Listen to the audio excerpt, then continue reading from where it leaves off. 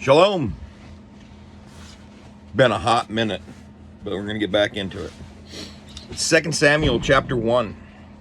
And it came to be after the death of Shaul, when David had returned from smiting the Amalekites, that David remained 2 days in Sidlog. And it came to be on the third day that, see, a man came out of the camp from Shaul with his garments torn and dust on his head. And it came to be, when he came to David, that he fell to the ground and did obeisance. And David said to him, "From where do you come?" And he said to him, "I have escaped from the camp of Israel." And David said to him, What was the matter? Please inform me." And he said, "The people have fled from the battle, and also many of the people have fallen and are dead. And Shaul and Jonathan his son are dead too." And David said to the young man who informed him, "How do you know that Shaul and Jonathan his son are dead?" And the young man who informed him said, "By chance I was on Mount Gilboa and saw Shaul leaning on his spear, and see, the chariots and horsemen followed hard after him. And when he looked behind him, he saw me and called to me and answered. And I answered, 'Here I am.' And he said to me, 'Who are you?' So I answered him, 'I am an Amalekite.' And he said to me, 'Please stand over me and put me to death, for agony has seized me, but my life is still in me.' So I stood beside him and put him to death, for I knew he would not live after he had fallen. And I took the diadem that was on his head and the bracelet that was on his arm, and have brought them here to my master." And David took hold of his own garments and tore them, and also all the men who were with him. And they mourned and wept and fasted until evening for Shaul and for Jonathan his son, and for the people of Yahweh, and for the house of Israel, because they had fallen by the sword. And David asked the young man who informed him, "Where are you from?" And he answered, "I am the son of a sojourner, an Amalekite." And David said to him, "How was it you were not afraid to stretch out your hand to destroy the anointed of Yahweh?"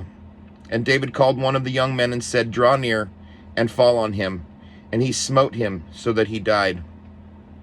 And David said to him, "Your blood is on your own head, for your own mouth has witnessed against you, saying, 'I myself have put to death the anointed of Yahweh.'" And David lamented with his lamentation over Shaul and over Jonathan his son. And he ordered the bow to be taught to the children of Yehudah. "See, it is written in the book of Yashar, and the splendor of Israel is slain on your high places. How the mighty have fallen. Declare it not in Gath, proclaim it not in the streets of Ashkelon, lest the daughters of the Philistines rejoice, lest the daughters of the uncircumcised exult. Mountains of Gilboa, no dew or rain be upon you, nor fields of offerings, for there the shield of the mighty lay rejected, the shield of Shaul not anointed with oil. From the blood of the slain, from the fat of the mighty, the bow of Jonathan did not turn back, and the sword of Shaul did not return empty. Shaul and Jonathan were beloved and pleasant in their lives and in their death. They were not parted. They were swifter than eagles. They were stronger than lions.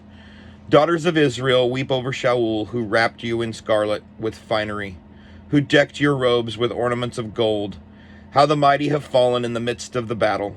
Jonathan was slain in your high places. I am distressed for you, my brother Jonathan. You have been very pleasant to me. Your love to me was wondrous, surpassing the love of women. How the mighty have fallen, and the weapons of battle perish."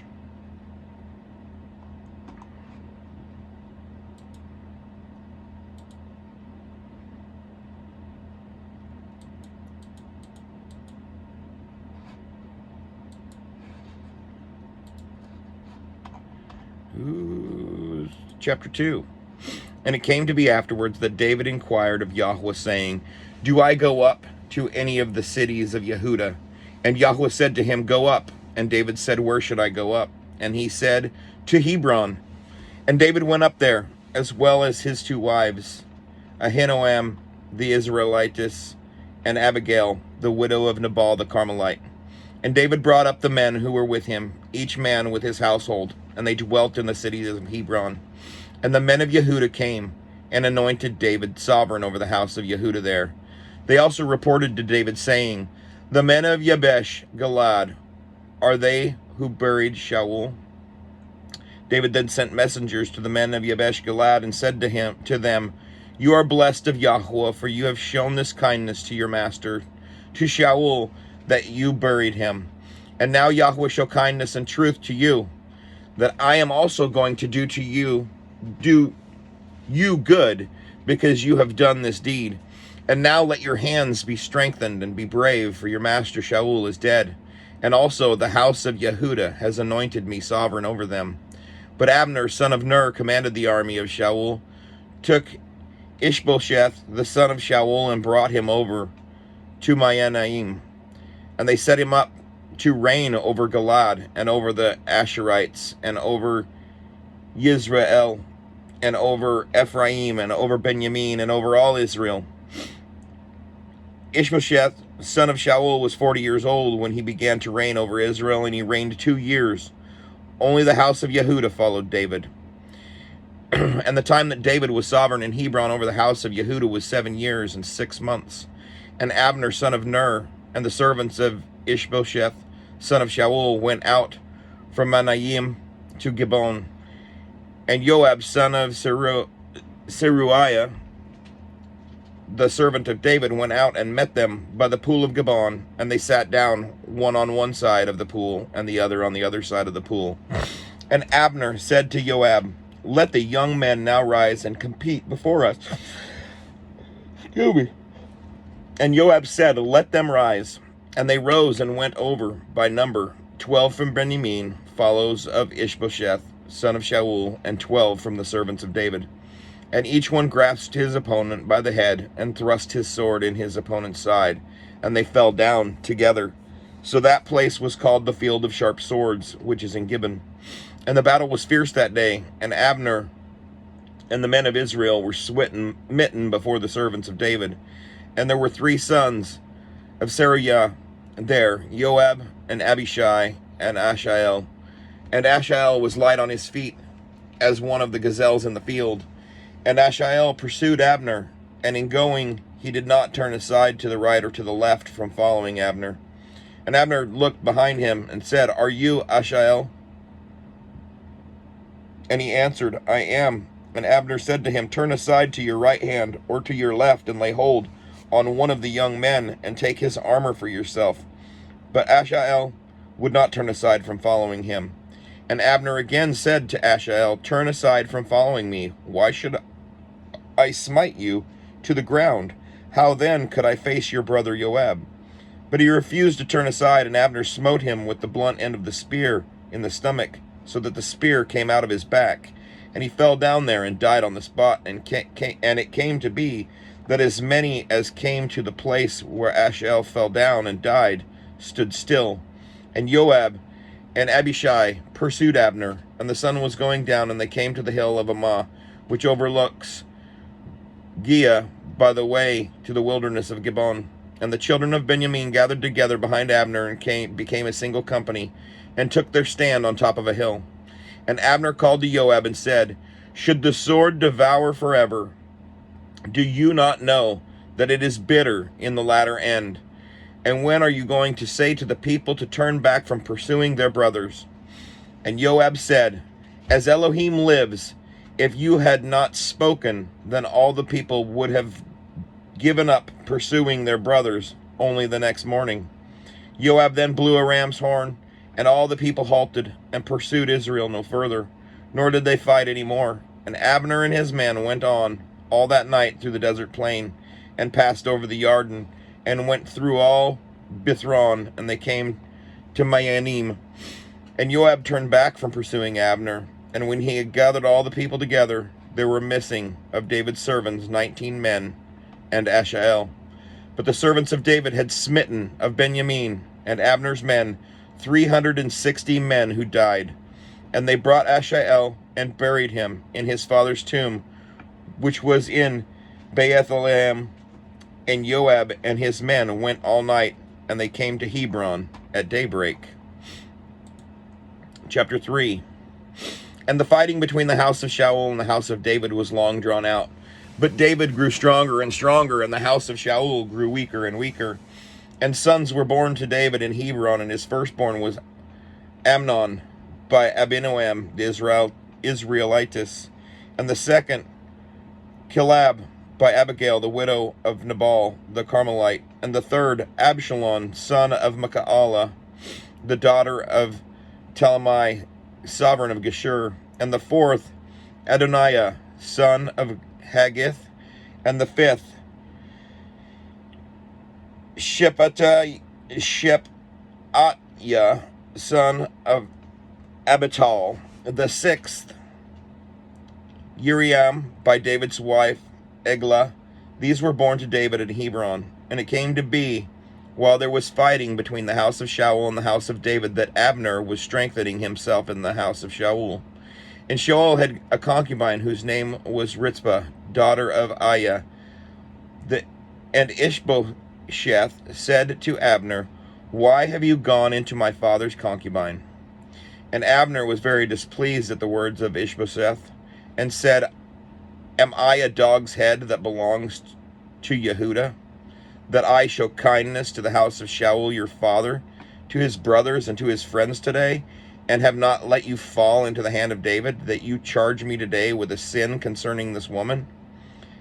Elohim does so to Abner, and more also, if I do not do for David as Yahweh has sworn to him, to cause the rain to pass over from the house of Shaul, and raise up the throne of David over Israel and over Yehudah from Dan to Beersheba."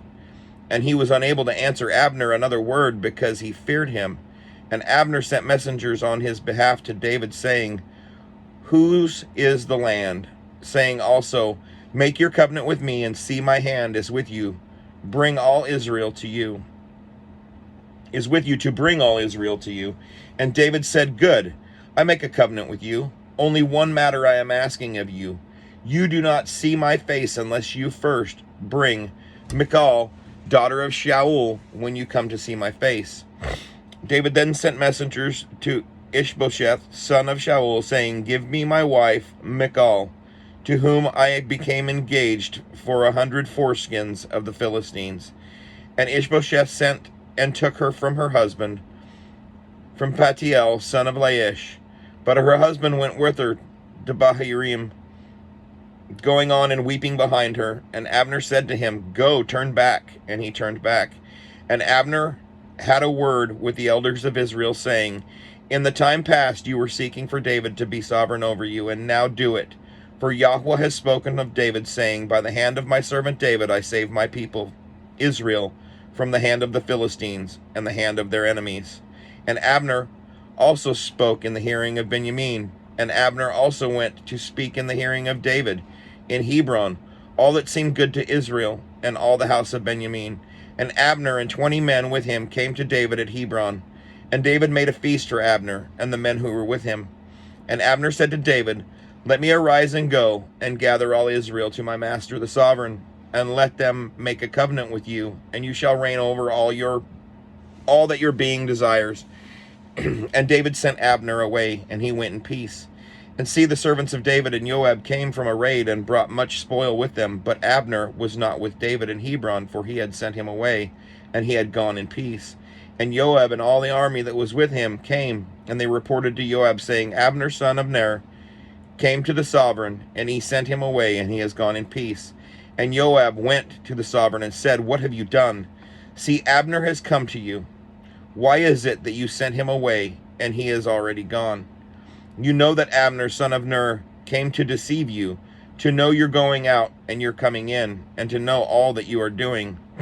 Joab then left David, and he sent messengers after Abner, who brought him back from the well of Sirah. But David did not know it. Thus Abner returned to Hebron, and Joab took him aside in the gate to speak with him privately, and there struck him in the stomach, so that he died for the blood of Asahel his brother. And when David heard it afterwards, he said, "My reign and I are guiltless before Yahweh forever of the blood of Abner, son of Ner. Let it rest on the head of Joab and on his father's house, and let there never fail to be in the house of Joab one who has a discharge, or is a leper, who leans on his staff, or falls by the sword, or who lacks bread." So Joab and Abishai his brother slew Abner, because he had killed their brother Asahel at Gibeon in the battle. And David said to Joab and to all the people who were with him, "Tear your garments, gird yourselves with sackcloth, and mourn for Abner, and sovereign David followed the coffin. And they buried Abner in Hebron, and the sovereign lifted up his voice and wept at the grave of Abner, and all the people wept. And the sovereign sang a lament over Abner and said, Should Abner die as a fool dies? Your hands were not bound, nor your feet put in shackles. As one falls before sons of evil, you fell. And all the people wept over him again. And all the people came to cause David to eat food while it was still day. But David swore, saying, Elohim do so to me, and more also, if I taste bread or whatever else, till the sun goes down. And all the people took note of it, and it was good in their eyes, since whatever the sovereign did was good in the eyes of all the people. And all the people and all Israel knew that day that it had not been the sovereign's intent to kill Abner, son of Ner. The sovereign also said to his servants, Do you not know that a prince and a great one has fallen in Israel today? And I am weak today, though anointed sovereign, and these men, the sons of Zeruiah, are too harsh for me. Let Yahweh repay the evildoer according to his evil. Chapter 4. And the son of Shaul heard that Abner had died in Hebron, and he lost his heart, and all Israel was troubled. And the son of Shaul had 2 men, commanders of bands, and the name of one was Benaiah, and the name of the other Rechab, sons of Rimmon, the Beerothite of the children of Benjamin. For Beeroth was also reckoned to Benjamin, because the Beerothites fled to Gideaim, and have been sojourners there until this day. Now Jonathan, son of Shaul, had a son who was lame in his feet. He was 5 years old when the news about Shaul and Jonathan came from Yisrael, and his nurse took him up and fled. And it came to be, as she hurried to flee, that he fell and became lame, and his name was Mephibosheth. So the sons of Rimmon, the Beerothite, Rechab and Baanah, went and came at about the heat of the day to the house of Ishbosheth, who was lying on his bed at noon. And they came into the midst of the house to fetch wheat, and they struck him in the stomach. And Rechab and Baanah, his brother, escaped. Thus they came into the house when he was lying on his bed in his bedroom, and they smote him and slew him and beheaded him. And they took his head and went to the way of the desert plain all night, and brought the head of Ishbosheth to David at Hebron, and said to the sovereign, See, the head of Ishbosheth, the son of Shaul, your enemy, who sought your life. So Yahweh has given my master the sovereign vengeance on Shaul and his seed this day. And David answered Rechab and Baanah, his brother, sons of Rimmon the Beerothite, and said to them, As Yahweh lives, who has redeemed my life out of all distress, when someone reported to me, saying, See, Shaul is dead, and he was a bearer of good news in his own eyes, I then took hold of him and slew him in Siklag, which was the reward I gave him for his news. How much more, when wrong men have slain a righteous man in his own house on his bed, should I not now require his blood at your hand, and remove you from the earth? And David commanded his young men, and they slew them, and cut off their hands and feet, and hanged them by the pool in Hebron. And they took the head of Ishbosheth, and buried it in the tomb of Abner in Hebron. Chapter 5. And all the tribes of Israel came to David at Hebron, and spoke, saying, Look, we are your bone and your flesh. Formerly, when Shaul was sovereign over us, you were the one who led Israel out and brought them in. And Yahweh said to you, Shepherd my people Israel, and be ruler over Israel. And all the elders of Israel came to the sovereign at Hebron. And sovereign David made a covenant with them at Hebron before Yahweh, and they anointed David sovereign over Israel. David was 30 years old when he began to reign, and he reigned 40 years. In Hebron he reigned over Yehudah 7 years and 6 months. And in Jerusalem he reigned 33 years over all Israel and Yehudah. And the sovereign and his men went to Jerusalem against the Jebusites, the inhabitants of the land. And they spoke to David, saying, Except you take away the blind and the lame, you are not going to come in here, thinking, David is not going to come in here. But David captured the stronghold of Sion, the city of David. And David said on that day, anyone who smites the Jebusites, let him go by the water shaft, and take the lame and the blind, who are hated by David's being. That is why they say, the blind and the lame do not come into the house. And David dwelt in the stronghold, and called it the city of David. And David built all around from Milo and inward. And David went on and became great, and Yahweh Elohim of hosts was with him. Now Hiram, sovereign of Sor, sent messengers to David, and cedar trees, and carpenters, and masons, and they built a house for David. And David knew that Yahweh had established him as sovereign over Israel, and that he had exalted his reign because of his people, Israel. And David took more concubines and wives from Jerusalem after he had come from Hebron, and more sons and daughters were born to David. And these were the names of those born to him in Jerusalem: Shammua, and Shobab, and Nathan, and Shlomo, and Yibhar, and Elisha, and Nepheg, and Yaphiah, and Elishama, and Iada, and Elphelet. And the Philistines heard that they had anointed David sovereign over Israel, and all the Philistines went up to search for David. But David heard, and went down to the stronghold. And the Philistines came and spread themselves out in the valley of Rephaim. And David inquired of Yahweh, saying, do I go up against the Philistines? Do you give them into my hand? And Yahweh said to David, go up, for I shall certainly give the Philistines into your hand. And David came to Baal Perazim, and David smote them there. And he said, Yahweh has broken through my enemies before me like a breaking through of water. So he called the name of that place Baal Perazim. And they left their images there, and David and his men took them away. And the Philistines again came up and were spread out in the valley of Rephaim.